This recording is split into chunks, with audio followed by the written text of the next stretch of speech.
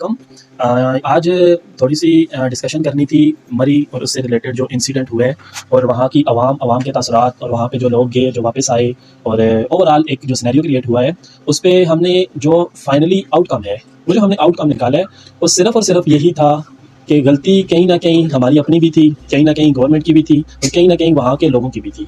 क्योंकि जो भी हुआ है गवर्नमेंट अगर रोकती तो इतनी ज़्यादा गाड़ियाँ इतने डेंजरस मौसम में वहाँ पे एंटर ही ना होती। गवर्नमेंट अगर सपोर्ट करती तो रोड्स की सफाई और एट ए टाइम उनको इमदाद पहुँच जाती। अगर वहाँ के विलेजर्स और वहाँ के जो मुकामी लोग हैं वो अगर सपोर्ट करते तो जब उनको नज़र आ रहा था कि ऐसी सिचुएशन में यहाँ पे लोग बेयारो मददगार रोड के ऊपर फंस चुके हैं जिसमें बच्चे हैं, बूढ़े हैं, औरतें हैं, तो वहाँ के लोगों का काम था कि वो उनकी मदद करते। अगर वहाँ के होटल्स इंतजामिया और वहाँ के कारोबारी हजरात के बारे में बात करें तो उनका काम था कि ऐसे हालात में 30, 40, 50 हज़ार रुपये का रेंट मांगने के बजाय वो उनको वॉलंटियरली कम से कम रेट्स पे अपने रूम्स और एसेसरीज प्रोवाइड करते ताकि वो लोग एटलीस्ट इस क़यामत वाले मौसम में एक रात वहाँ गुजार सकते। तो ये सारी जितनी भी सिचुएशंस थी इसके ऊपर आज हम बात करेंगे। हमारे साथ आज कुछ विजिटर्स भी हैं जिनसे हम इंटरव्यू करेंगे और उनसे पूछेंगे कि क्या होना चाहिए था और क्या हो गया, कहाँ पे गलती थी, किसकी गलती थी, आवाम के तसरात हम जानेंगे। सर दानियाल साहब हमारे साथ मौजूद है तो हम इनसे पूछते हैं, सर आप हमें बताएं कि गलती किसकी है, आवाम की गलती है, वहाँ के मकामी लोगों की गलती है या फिर वहाँ की गवर्नमेंट की गलती है जिन्होंने बर वक्त सारे इक़दाम नहीं किए या फिर लोगों को वहाँ पे एंटर क्यों होने दिया गया? इसके अंदर गलती गवर्नमेंट की भी आती है और हमारी भी आती है। हमारी ज़्यादा गलती है कि हम क्यों जा रहे हैं वहाँ पर। ठीक है, आपने अगर स्नोफॉल इंजॉय करना है तो आप सीजन के एंड में चले जाएं। तो सर एक और क्वेश्चन है कि ये जो सुनने में आया कि 1 लाख गाड़ी एक दिन में मरी में एंटर हुई है, तो क्या यहाँ पे कोई गवर्नमेंट की भी गलती आती है? बिल्कुल, अगर आवाम नहीं देखती कि वेदर कंडीशन क्या है, लेकिन जो इदारे हैं हमारे उनको पहले से बता दिया जाता है कि ये वेदर कंडीशन हो सकती है। उनकी ड्यूटीज़ उनको बताई जाती हैं कि आपने इस तरह आवाम को रोकना है या क्या लाया अमल आपने तरतीब देना है। मतलब कि गवर्नमेंट की तरफ से लाया अमल नहीं बनाया गया कि हमने जब गाड़ियों को एंटर होने दिया तो क्या ये वहाँ पे सरवाइव करेंगे या फिर इतनी फैसिलिटीज मौजूद है? किसी के ज़हन में भी नहीं था कि इस तरह हो सकता है, लेकिन ये एक नेचुरल डिजास्टर है, इसमें ये कंडीशन आ सकती थी।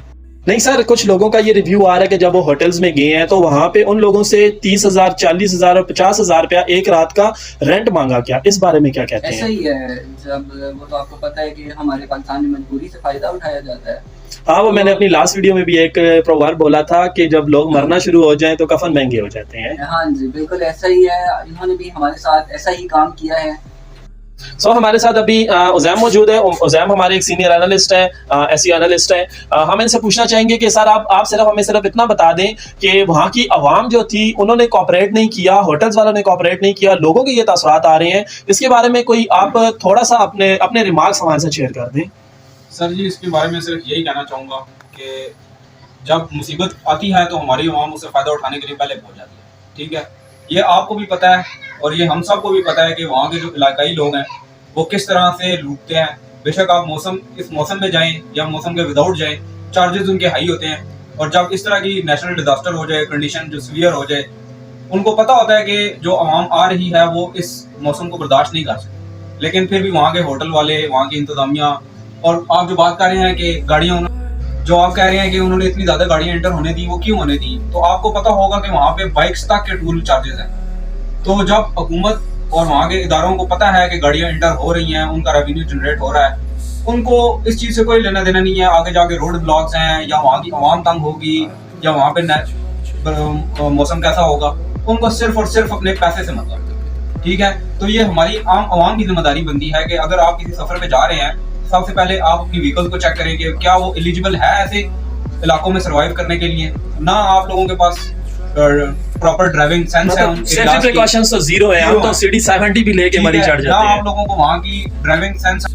अभी हमारे साथ अवैध साहब मौजूद हैं। अवैध सर, मैं आपसे ये पूछना चाहूँगा कि ये जो मरी इंसिडेंट हुआ है जिसमें लोगों की डेथ हुई है, बात हुई है और बहुत ज़्यादा गाड़ियाँ स्टक हुई हैं स्नोफॉल में, तो इसके बारे में आप क्या कहेंगे? गलती यहाँ पे एक्चुअली किसकी थी? असल में हुकूमत का यहाँ पे काम बहुत पहले ले लेना चाहिए था हमको, क्योंकि जैसे कि हर हल्के से कुछ लोग मुंतखब होते हैं तो उनको पता है कि हर साल सियाह जाते होते हैं, मरी का रुख करते हैं, कोई गिलगित का रुख करते हैं, कोई कहाँ का करते हैं, तो उस हिसाब से उनको पता होना चाहिए था कि कितनी गाड़ी वहाँ पे इंटर हो सकती है। और वहाँ पे जो हालात है, जो बर्फबारी हो रही है वो लगातार हो रही थी, वक्फे से नहीं हो रही थी, लिहाजा उनको इस पे इक़दाम बहुत पहले लेना चाहिए था और जो सियाह थे उनको वहाँ पे रोक लेना चाहिए था। अच्छा, ये तो किसी जगह पे जाके हमने कह दिया कि हुकूमत की या फिर गवर्नमेंट की या इंतजामिया की, ज़िला इंतजामिया की कहीं ना कहीं गलती थी, लेकिन लोगों के बारे में क्या कहेंगे जो लोग वहाँ पे गए? असल में लोगों की अपनी भी बहुत बड़ी बेवकूफ़ी है कि वहाँ पे वो लोग गए हैं, वो अपने इंतजामात साथ पूरे करके नहीं गए और वहाँ जाके उन्होंने अपनी गाड़ी को मुकम्मल तौर पे बंद कर दिया, जिसकी वजह से उनको जो है ऑक्सीजन और कार्बन डाइऑक्साइड का बहुत बड़ा एक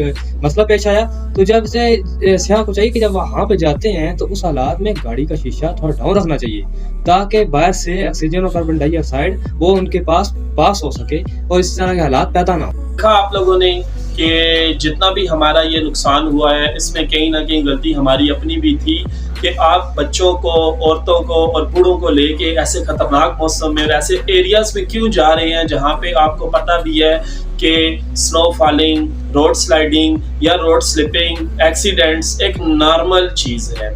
वहाँ की आवाम से पूछा, यहाँ के लोगों से पूछा, जिन जिन से भी हमने पूछा, मीडिया में देखा, हर जगह पे कहीं ना कहीं गलती हमारी अपनी भी थी, क्योंकि हम लोग ऐसी चीज़ों में जब सर्वाइव नहीं कर सकते तो हम लोगों को मौसम के अच्छा होने का इंतज़ार करना चाहिए था या एटलीस्ट अपने बच्चों को लेके नहीं जाना चाहिए था। और सेफ्टी प्रिकॉशंस जो है वो सबसे पहले होती हैं अपनी गाड़ी के एसी, हीटर्स, उनके बारे में, ह्यूमिडिफायर जो आपकी गाड़ी में होते हैं उसके बारे में, मौसम के बारे में, इन सारी चीज़ों का नॉलेज आपको हो तो उसी के बाद आप ऐसे एरिया में सफ़र करें।